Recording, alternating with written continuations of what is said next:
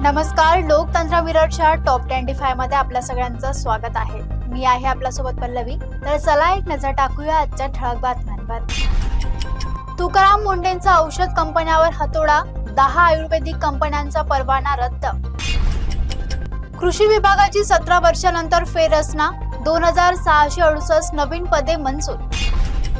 पुण्यात भाच्याचा संसार उद्ध्वस्त केल्याच्या रागातून सासऱ्याची हत्या. मुंबईत विलेपार्लेतील 11व्या मजल्यावर आग, चिमुकल्यासह दोघांचा मृत्यू. महाराष्ट्रात पावसाची उघडीप, पुण्याला मात्र ऑरेंज अलर्ट. सोलापुरात महामार्गालगतचे ढाबे हॉटेल्स हटवणार, NHAIच्या नोटिसा. पिंपरी चिंचवडमध्ये खड्ड्यावरून नागरिक संतप्त, तक्रारीनंतरच दिसतात का हा प्रश्न उभा.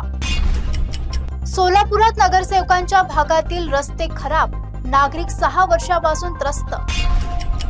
पुण्यामध्ये गणेश उत्सवातील ध्वनी प्रदूषणाचे नियम कठोर करण्याची मागणी. मुंबईत प्रसिद्ध अभिनेत्याचे निधन, मनोरंजन विश्वावर शोककळा. दिल्ली फुकेट विमान टर्ब्युलन्स प्रकरण, पायलटची डोप टेस्ट पॉझिटिव्ह, चौकशी सुरू.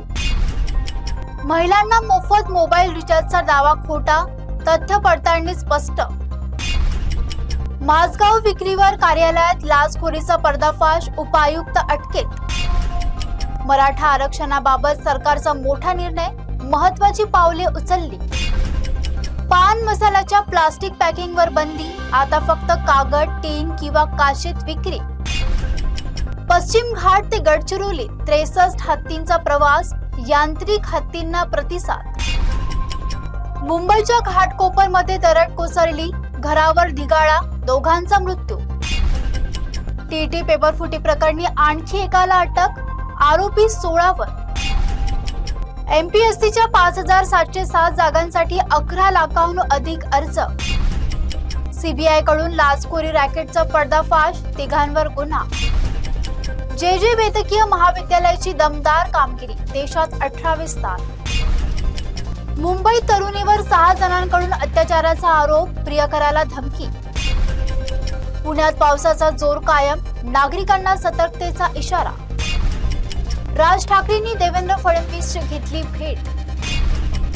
हातात बिअरच्या बाटल्या आणि कारमधून बाहेर लटकत स्टंटबाजी, तरुणांचा धिंगाणा. सध्या इतकंच. बघत रहा लोकतंत्र मिरर.